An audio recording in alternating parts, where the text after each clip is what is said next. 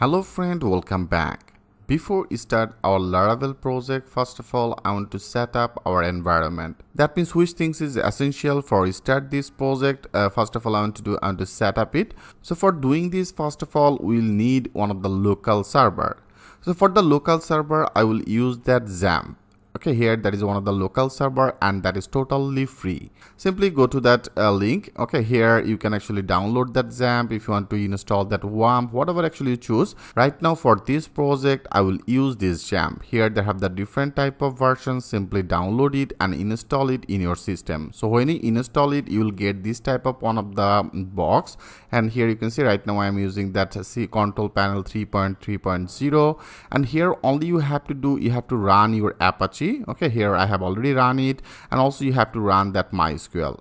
So make that sure you run both of these. So when you install that XAMPP in your drive, like here I have installed it into the C drive, and into the C drive I have named it as a local host. So into this local host here I have installed that XAMPP. You can see that is all that essential file, and into this XAMPP folder that is one of the folder as a htdocs. So htdocs is the main root directory of your local server. So whatever the things we'll do, we'll add everything in particular that area. That is our htdocs. So friend, make that sure you install that XAMPP, so that will be our local server. Okay, when you install it, and also if you go after that installation, if you go to that local host, okay, so that will be just simply write down as a local host, click as a enter.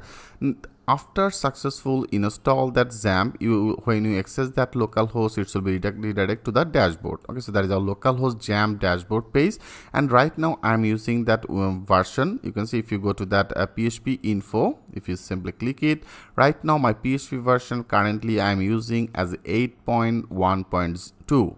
So for the Laravel 9 actually is 8.0 minimum that will be required. For the reasons here I have already updated that version. As I told you, simply go there and you can see there is another one as a 8.0.15. you can download it, rather than that will be the latest version. So here I have already updated.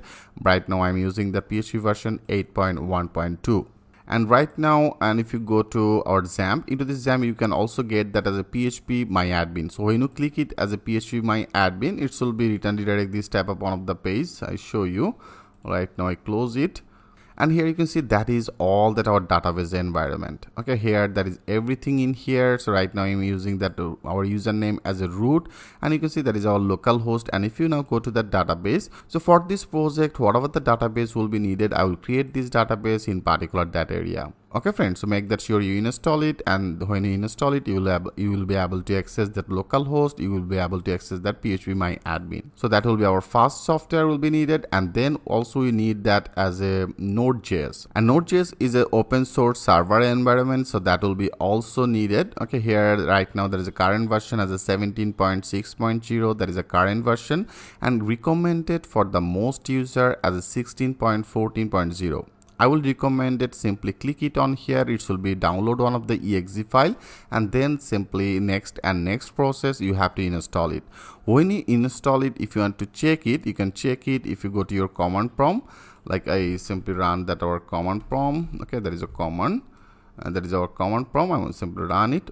After install that Node.js, if you want to check it is successfully installed or not, you can check it by the command as a node and then v. That means the node version. If you now click as a enter, you can see right now I am using as a 16.13.0. So when you download it after successfully install, you are able to get that node version. Right now there is a node version is visible.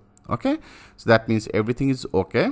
Everything is perfect in here. And also I want to show another things, like if you go to your local host, into this local host, and there is our PHP, and into this PHP folder there is another file as a php.init. okay, into this php.init, simply open it. Right now I open it with the sublink text, and here if you search with the control F, and here if you search with the guard as a G, okay, GD, you can see that is one of the GD, and that is the GD, one of the extension. By default, when you install that XAMPP, maybe that will be as a comment out. Okay, maybe that will be just like that. Okay, here maybe there should be one of the comment. When you use that as a semicolon, that means that is the comment. It should be not executed. So make that sure you remove this comment. Okay, make that sure you remove this comment. Now that is supported in your project. So right now it's fine. I simply save it.